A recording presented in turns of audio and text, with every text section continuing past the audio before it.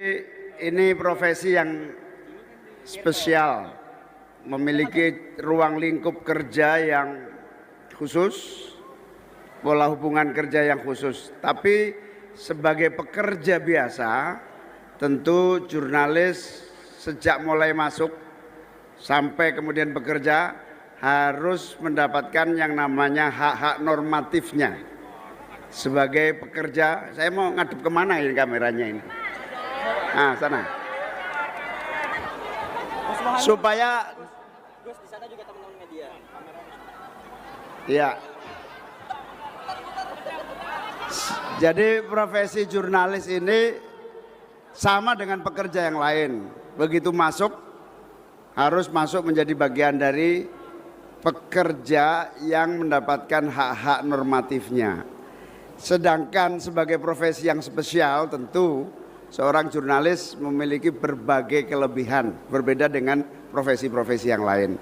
Tentu standar mulai dari tunjangan dan berbagai hak-hak normatif lainnya ya harus dipenuhi. Akan tetapi kalau terjadi pola hubungan kerja yang bermasalah, maka sekali lagi harus diatasi 3 tahap. Tahap yang pertama mediasi, tentu saja dialog. Lagi-lagi dialog ini penting. Ini semua problem yang disampaikan tadi, termasuk yang kedua, sama. Pada dasarnya ketika ekonomi kita sudah membaik nanti, pada dasarnya kita dorong seluruh pekerja-pekerja sektor informal yang diposisikan sebagai pekerja non formal ini kita dorong menjadi pekerja formal. Jadi 50 juta itu enggak kecil. Pengusaha juga butuh hidup, pekerjanya juga tidak boleh diabaikan hak-hak normatifnya. Dari situlah kita mulai membahas kewajiban pemerintah, yaitu menjaga dan melindungi hak-hak normatif para pekerja kita. Sehingga selain tripartit, ini tahap yang ketiga nih, dialogis dua pihak sudah nggak mampu, maka tripartit bisa melibatkan pemerintah menjadi bagian dari solusi PHK.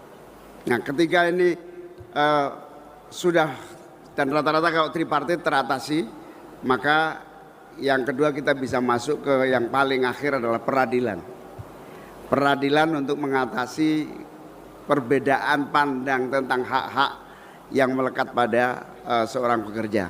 Dan memang jurnalis ini profesi yang istimewa sehingga kita harus hati-hati karena di akhir-akhir ini banyak sekali kriminalisasi maupun upaya-upaya mengganggu hak-hak profesional para jurnalis.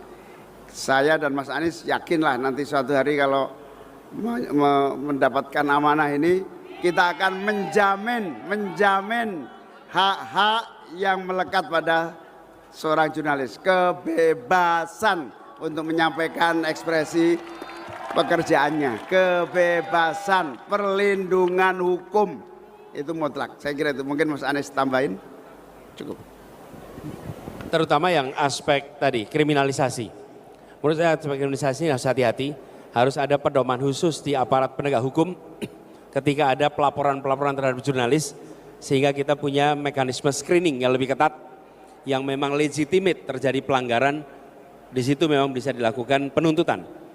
Tapi yang tidak, maka jangan sampai jadi kriminalisasi. Gitu ya, Bung Rian. Oke. Thank you.